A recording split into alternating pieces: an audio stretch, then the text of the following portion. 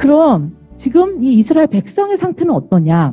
사실 이스라엘 사람들은요, 옛날 조상 때부터 하나님께 동물 제사를 드려왔어요. 그래서 하나님께 예배를 드렸단 말이죠.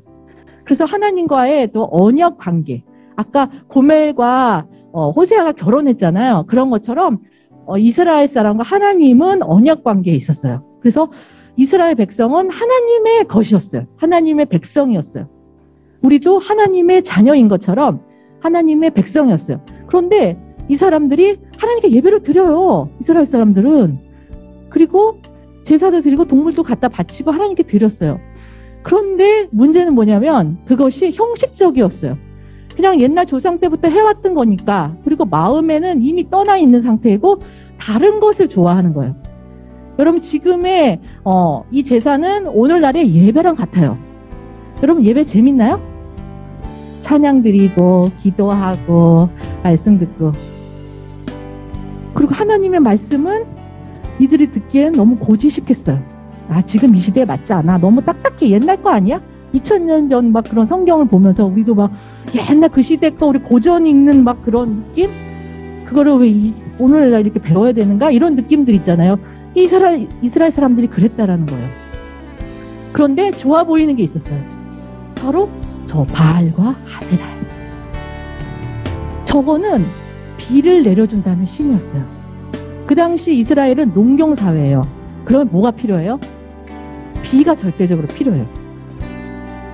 비가 적절한 때, 알맞은 때 비가 내려줘야 어떻게 돼요? 농사가 잘 되죠. 그러면 돈을 잘 벌죠. 그러면 성공하게 되는 거야. 지금 나한테 필요한 것은 이 비라는 거예요. 이 비의 신이라는 거예요. 구닥다리 같은 것 옛날 때부터 배워왔고, 부모님이 나오라고 해서 교회 나가고 친구 따라서 어떻게 나가고 했던 예배가 아니고, 이제는 재밌거든요. 그리고 이게 꼭 필요하거든요. 내가 봤을 때 이게 좋아 보이거든. 그리고 이게 중요하다고 생각이 들거든요. 당장 나한테 이게 있어야 돼. 비가 있어야 돼. 하나님의 마음은 이래요. 나는 인애를 원하고 제사를 원하지 아니하며 번제보다 하나님을 아는 것을 원하노라.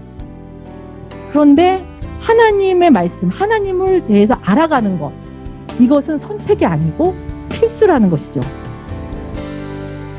영생은 곧 유일하신 참 하나님과 그의 보내신 자 예수 그리스도를 아는 것입니다.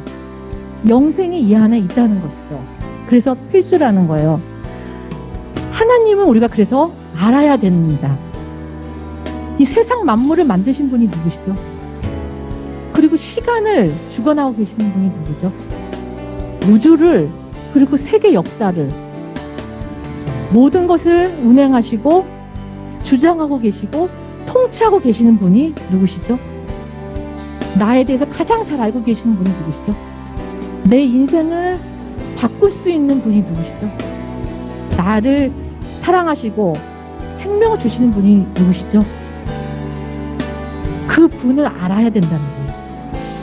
여러분, 하나님을 아는 것, 어떻게 하면 하나님을 알 수 있을까? 이 속에 담겨 있어요.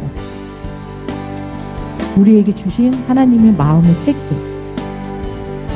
그래서 우리가 성경을 읽고 묵상하고 배워야 하는 이유가 바로 여기에 있어요.